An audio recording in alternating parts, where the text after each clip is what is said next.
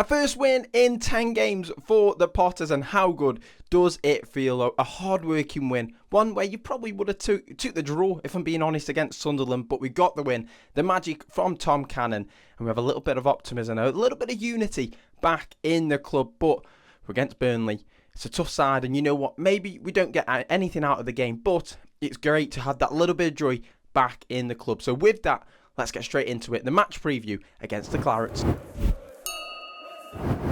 Now, how good does it feel to come off a game or walk out of a game with a win at home? And you know what? I think it was everything every single Stoke fan would have asked for in terms of the performance, the result, just everything. The way it went, you know, it was just, obviously it wasn't perfect. It was far from perfect, but it was a very good, solid win that Stoke got out of it. And I don't know about you guys, but I would have taken a draw.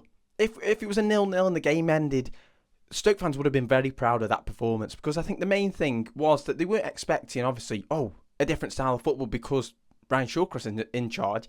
He had one game, or one training session, where he was obviously in charge and able to implement a little bit of what he wanted, but it wasn't going to be anything different. It was maybe just a mentality shift or an approach shift that he wanted from his players, and he got that. He said about the commitment, about what Stoke used to be like, or what they stand for, what the club stands on. And I think, you know what, every single player showed that. It was a hard-working, spirited performance where you take the draw against the top side. A real hard-fought draw would have been, you know what, love that. I don't mind that at all. But that magic from Tom Cannon, it's glorious. It's beautiful. I don't know any other words to describe Tom Cannon. He's absolutely superb, and it was a great finish. That obviously a last-minute winner at home. Honestly, that it was so good, and it was great to be in the stadium at the time. So you know what, it just builds a little bit of momentum now, and it just builds up that little bit of unity, because I think the main thing that when Stoke fans went into this game, in terms of obviously against Sunderland, they knew that it's a good Sunderland side. Yes, they've got injuries, but it's a solid side that are obviously going to have chances, but it was whether Stoke were going to create their own and going to have their own chances to talk about, and obviously have a little bit of hope in the side that we might get something out of the game. And I think Stoke did that. And I think it was about maybe, not the bare minimum, because I think that's very easier said than done, but about having that hard work and getting stuck in and having your tackles and having that little bit of work rate. And I think, you know what, the players brought that. They really did. I think Stoke posted a video about that, I think it was a couple of hours ago or yesterday or something like that, where they showed the tackles and the interceptions from the likes of Berger and Seko and Moran and Wilmot. You know what, I think are absolute top games. I really, really do. And it was good to see the likes of Berger, who we know can get physical, but we haven't seen it too much. He did that, and I love that. And I think that's what Stoke are all about, just being that physical side. I mean, you could say that we've lost a couple of players like that. Your Baker and your Laurent, who are a bit more of a physical player. We maybe lost that a little bit in the midfield, and I think Berger was fantastic at doing that in that game. So, you know what? It just feels absolutely amazing to be talking about Stoke following a win. Now, of course, yeah, we say it wasn't perfect, but I think what Ryan Shawcross would have asked for from his players was hard work. What are you going to show me? Who are you? What you're about? What are you going to show me? And I think obviously Narcis Palat's just, you could possibly say that didn't get the best out of his players. And I think obviously we know that there's quality in the side. We just haven't really seen it too much this season. And I think in that performance, it was so hard working. I think you look at it on, say, the 70th minute, quite a number of our players were knackered because we put so much into it. Shamadou and Phillips and all that lot, young lads putting their hearts and souls into it, and it was great to see. And you know what, every single player deserved that win, and it's good to see we're on the other end of an injury time win. It was a great win, and I don't know, honestly I'm speechless. I tried to write notes about what I'm going to say about this game, and I think what I would say is there's quite a number of top performances in that one. I've done a bit of a player of the match on TikTok, so vote for that if you've seen this now, where I said, you know what, there's quite a number of top performances. Shamadou, Wilmot, Berger, Johansson and Cannon that we've seen a number of times this season as well. Some real top draw performances, and I think Ryan Shawcross will be very, very pleased with what he saw. Yes, there's obviously bits where we were a little bit sloppy or whatever, but none of that negative, none of that. It was great to see. Yes, Sunderland had the chances, and Johansson was relied on to pull off some good saves and obviously tip one onto the post. But equally, we had our chances, and we were on the ball, and we looked threatening at times as well. So, you know what? It was just good to see that it was a hard-working performance where we weren't playing the most beautiful of football at times, but we were working hard as a team, pressing as well. And obviously, they got the fans behind them within the first minute as well. And it was really, really good to see that kind of unity between the players and the fans and just the club in general from minute one was there. And I think, you know what, quite a number of players have mentioned it, that the fans got behind them. And it's just so good to see. It's positive, and I think it's one where it's a step forward now. And hopefully one where, yes, we're against the Burnley side, and yes, it's going to be very, very tough. Oh, excuse me, a bit of a voice break there. It's going to be very, very tough, but it's one where you just had a little bit of momentum, a little bit of optimism, and of course, obviously, whoever's the next manager or head coach who comes in, just that little bit of unity is back in the club. So, you know what? A top win, one where I don't know. Honestly, I have no other words to describe it because I think it was so much needed. If you're a Stoke fan going, oh, how would you like the game to go? Or how realistic do you think the game's going to go? I'd say, you know what? I'd probably say it would have been end to end. Maybe Sunderland are the more kind of dominant of the team in terms of chances, but hope Stoke have their chances and hopefully we maybe convert one and Johansson saves it. And we saw that in the Blackburn game where we were clinical. Johansson was fantastic and we won the game. We saw it again in this Sunderland one. And for me, I think that is the game of the season at the moment. Yes, Portsmouth was a great, great game. Don't get me wrong. But level of opposition, Sunderland are a good side, a very solid side. And we've worked hard from minute one. Every single player's put their heart into it. And you know what? We've come away with 3 points. So it's just great to see. It's great to talk about us coming off the back of a win, but of course against another top side. So with that, let's get straight on to the starting 11 predictions. So coming into this one, will Stoke look to be a player 5 at the back? Player 5 at the back, obviously be defensively strong. I'm not too sure. Will Shawcross look to change it up? For me, I'm going to stick with it being a 4 at the back and not too many changes, if I'm being totally honest. I think the big thing is that, like the Sunderland game, he just gets that battle and that work. Because at the end of the day, this is the Burnley side who haven't lost at home. I think it's 9 goals conceded all season, something like that. Superb. They're a great, great side. And Scott Parker's got them playing some real good football. But it's not Barcelona. Do you get what I'm saying? It's not like we give them too much respect. Narcis Spalic mentioned in the Leeds game how we give them respect. And I think it was far too much.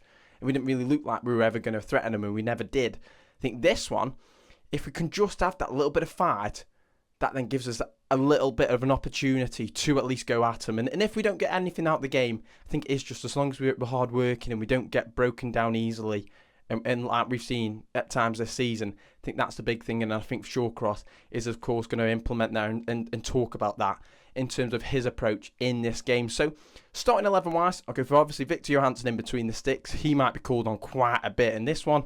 Hopefully, he brings out them top draw saves. So, I'm going to go for him in the goal. Back 4, I'm not too many changes, if any. So, I'm going to go for Junior Shamadou, who had a top game. Phillips and Wilmot as your 2 centre-halves. Left back-wise, I'm only changing it. I'm going to say Ender Stevens, left back. Is he 100%? I'm not 100%. If he is, I don't know if he's 100%. But I do think that just having him there just gives that a little bit of more comfort. And I think Mayenda against Gooch in the Sunderland game had a little bit too much freedom at times. Don't get me wrong. I think there was times where Gooch handled him well. But there was times where Mayenda had a little bit too much freedom and a little bit too much joy on that right-hand side. And against, obviously, Bournemouth, Burnley, Jaden Anthony just is a good, clever player. And I think, obviously, that could be where they choose to focus on us. So I'm going to put Ender Stevens there. Hopefully, if he is fit, obviously, it might be Lyndon Gooch that keeps his place. And, of course, Eric Bocat looks to be out for a little bit of time as well. So I'm going to go for Stevens there.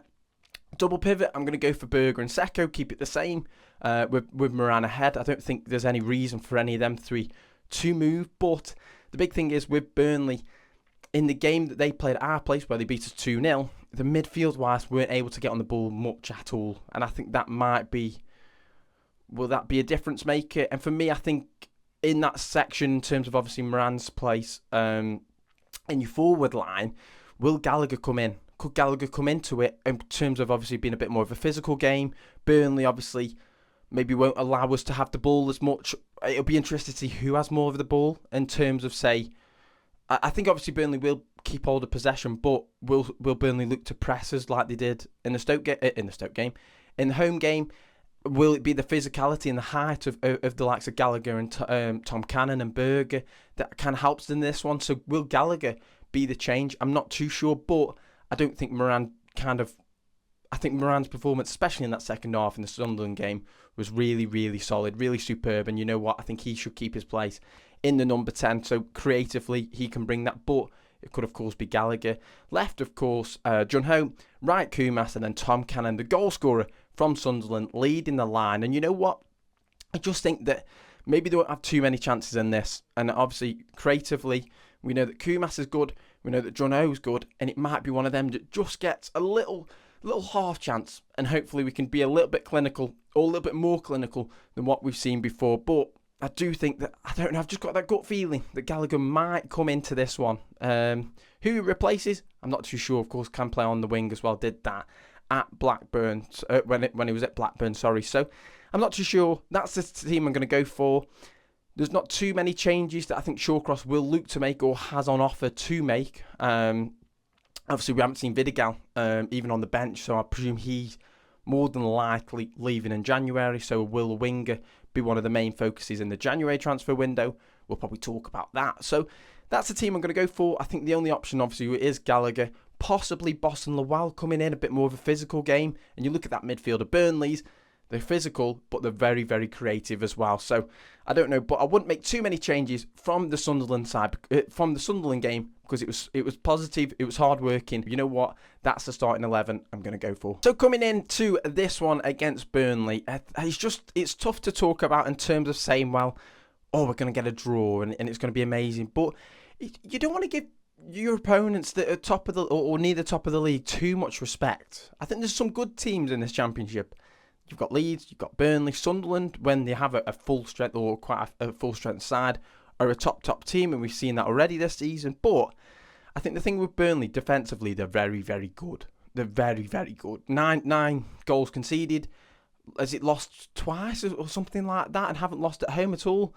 They're a top side, and it's probably as expected. Scott Parker come in, implemented his style different to what Vincent Kompany wanted, and obviously he's managed to work it. And I think against us, their tactical approach in terms of an away performance worked absolutely superbly, and it was a top 2-0 win. But I think the thing is, it just in terms of what Stoke fans will expect from this game, there's obviously a bit of optimism now, which is good, really nice and solid, because we've come off the back of a 1-0 hard-fought victory against Sunderland that you would have taken a draw, but we've got the 3 points. And there's that quality in the side that's great to see, and that maybe we haven't had at times in previous seasons. So I think in this one, it is a matter of how much respect we give to our opponents. I think the Leeds game was a telling one in terms of we give them too much respect. Why do we give them too much respect?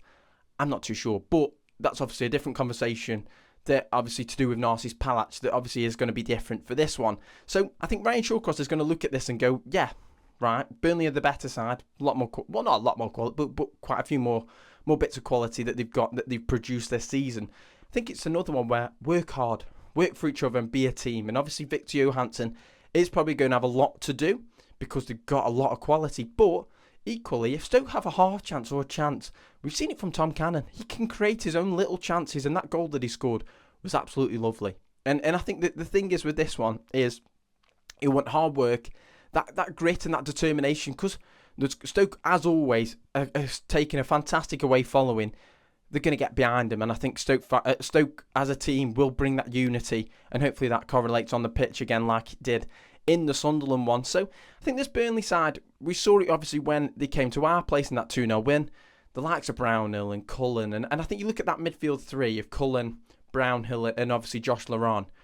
You know what Laurent brings to the table. I think he's a good player, and obviously he's one where, yes, you probably would say we are missing him in terms of a physical kind of player. Obviously, Boston Lowell is probably going to then bring that when he's 100% fit as well. Could he obviously come into this one to accommodate that physicality of Burnley? But the creative, the hard working, the very solid side. And I think obviously with Josh Brownhill, he obviously made a sub appearance at our place, wasn't 100% fit. This time, he's 100% fit. I'm pretty sure he scored the other day as well. I think he is really their difference maker. He's a great player and a midfielder that I think any team in the Championship would have any day of the week. I think he's fantastic. And I think that midfield three is really hard working, and they kind of complement each other as well. So I think it will be interesting to see how we work about it. And I think in the game at our place, one of the things that Burnley did and how they set up was playing up from the back. In terms of Stoke playing up from the back, they did not want it to be in that midfield, and they wanted us to use the width. And I think that is how, right, we need to think about how are we going to kind of not go for that and not allow them to have their way like they did at our place. So with the likes of Seko and Berger, who's going to win their battles? And obviously we've already seen Berger and Seko can already do that. So I think that's a key factor in this game in terms of that midfield. You look at the quality on both sides. Then you look at, obviously, wingers-wise, Jadon Anthony's had a great game against... Koleosho, sorry. My apology. Jadon Anthony's a great player, by the way. I really enjoy him. I think he's kicking on at Burnley. But Koleosho, sorry, I think number 30 for Burnley, when he came to our place, I think he had a good game on the left as well. So I don't think he'll start. Maybe it'll be someone else. But, I mean, he could do. I might be absolute miles away. I'm not Scott Parker. But Jadon Anthony as well, Koleosho, they've got some real good wingers. And I think they're just a very solid side. I mean, you've got them too. The battles on in terms of fullbacks to wingers, that'll be a key one, like the Sunderland game was as well. And then obviously you look at that back four in terms of that. I think it's Esteve. He is absolutely solid. They didn't have too much to talk about, or do really, sorry, in that game at our place. But it's one where we just don't give him too much respect. And I think Tom Cannon creating that half chance, if he gets that little bit of space outside of the box, just go for it. Test James Trafford, because you know what? He might have a mistake in him. I'm not too sure. But I think there's just such a solidity in this Scott Parker side that we just don't want to give too much respect to so that they don't work out their magic. But I think this one, it's all about Victor Johansson. If we can pull off them top saves and we could be even have a half chance where we're clinical and we come out of this with a battling draw, superb. Absolutely superb. But if we lose it and it's a battling display where we've only just lost it and it's probably a refereeing decision that's gone their way, you know what? That's real positive stuff as well. So this one, it's a big one in terms of kicking on and carrying on and having that little bit of momentum. But at the end of the day, you've got to be realistic that this is a very good Burnley side that more than likely are going to get promoted. Well, there we have it then. That is what I'm going to go for in terms of starting 11, in terms of how the game might go against Burnley, a top side. I think you have to give them credit. It'd be very easy to say, well, right, Stoke got a 1-0 hard-fought victory. Let's kick on from there. But this is a very good Burnley side. The like Leeds, I think it's tough to say it's just Burnley and Leeds because you've got good teams in Blackburn that are up there. Sunderland are up there. Sheffield United, sorry, my apologies. They're up there as well, sorry. But of course, they have injuries this season. There's top sides in this championship that aren't the best the championship's ever seen, but are solid and have building blocks like Scott Parker's men do. So I think it's just the big thing is a performance that hard working, and we've already seen that from the players. So New Year's Day, a big game, start the year off on a hard working draw maybe, you'd take that. And of course, we ended the year with a hard-fought win against Sunderland. So Happy New Year to everyone. I hope everyone has a great New Year, but it could start off absolutely lovely with at least a point away from home at Turf Moor. We'll have to see. But until then, I'll see you guys next time.